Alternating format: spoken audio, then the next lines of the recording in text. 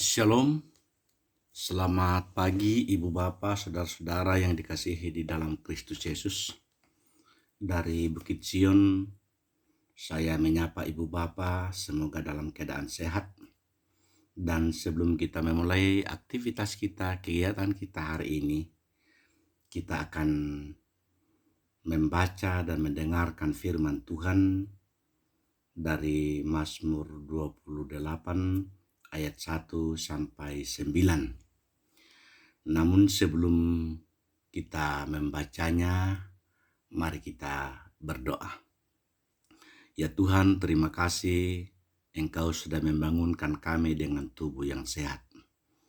Kami akan memulai aktivitas kami akan membaca, mendengarkan dan merenungkan firman-Mu. Ya Roh Kudus, kuasai kami agar firman-Mu ini kami pahami, kami mengerti, kami lakukan dalam kehidupan kami. Dengarkan doa kami Tuhan, dalam Kristus kami berdoa. Amin. Mazmur 28 ayat 1 sampai dengan ayatnya yang ke-9. Firman Tuhan demikian. Tuhan perisaiku, dari Daud. Kepadamu ya Tuhan, gunung batuku, aku berseru. Janganlah berdiam diri terhadap aku. Sebab jika Engkau tetap membisu terhadap aku menjadi seperti orang yang turun ke dalam liang kubur. Dengarkanlah suara permohonanku. Apabila aku berteriak kepadamu minta tolong dan mengangkat tanganku ke arah tempat-Mu yang Maha Kudus. Janganlah menyeret aku bersama-sama dengan orang fasik ataupun dengan orang yang melakukan kejahatan, yang ramah dengan teman-temannya, tetapi yang hatinya penuh kejahatan. Ganjarilah mereka menurut perbuatan mereka, dan menurut kelakuan mereka yang jahat. Ganjarilah mereka setimpal dengan perbuatan tangan mereka. Balaslah kepada mereka apa yang mereka lakukan. Karena mereka tidak mengindahkan pekerjaan Tuhan dan perbuatan tangannya, Ia akan menjatuhkan mereka dan tidak membangunkan mereka lagi. Terpujilah Tuhan, karena Ia telah mendengar suara permohonanku. Tuhan adalah kekuatanku dan perisaiku. Kepadanya hatiku percaya. Aku tertolong, sebab itu beria-ria hatiku. Dan dengan nyanyianku, aku bersyukur kepadanya. Tuhan adalah kekuatan umat-Nya dan benteng keselamatan bagi orang yang diurapinya.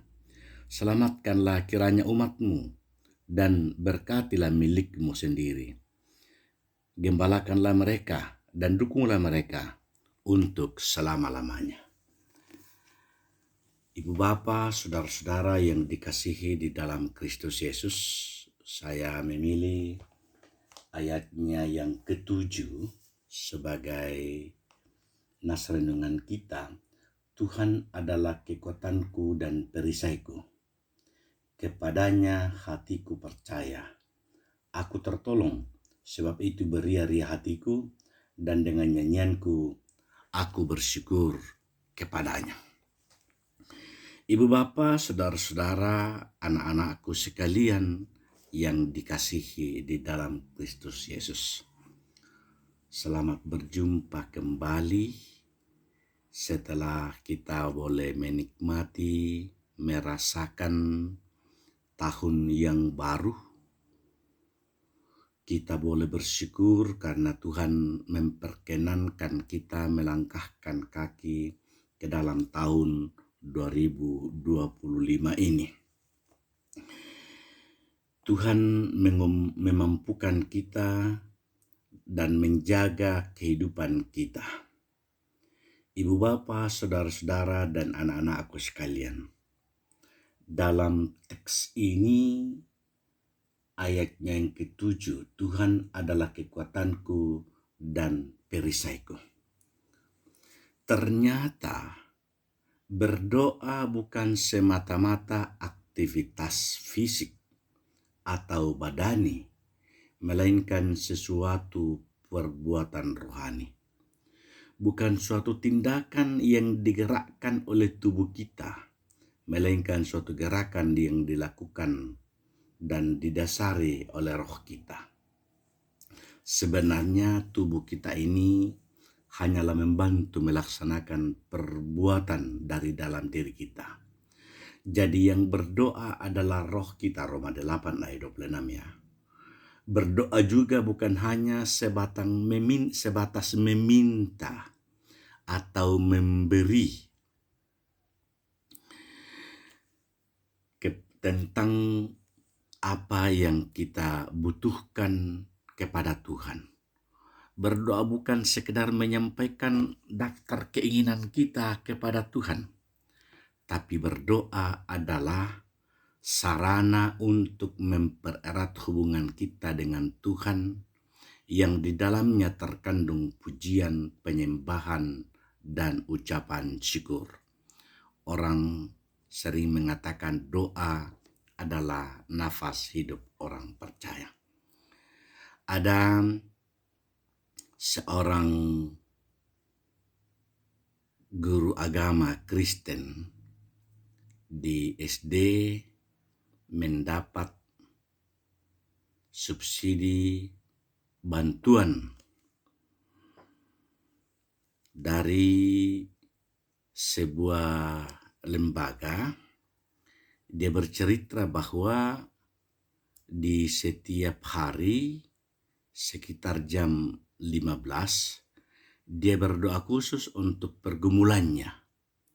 Dia bergumul apakah akan melanjutkan sebagai guru agama Kristen ataukah menjadi pendeta jemaat. Karena dulu suaminya menjadi gembala jemaat atau menjadi pendeta di jemaat. Tapi beberapa bulan suaminya dipanggil oleh Tuhan. Maka hal ini menjadi pergumulan dalam hidupnya. Dia berkomitmen untuk terus berdoa sampai Tuhan secara jelas menjawab pergumulannya itu.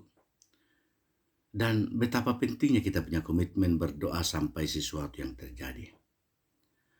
Maka pada hari ini kita melihat dalam teks ini, kita merenungkan bagaimana pergumulan Daud dalam Mazmur 28 ayat 1 sampai 9, di mana Mazmur ini terdiri atas 3 bagian. Yang pertama, seruan minta tolong dalam ayat 1 sampai kedua.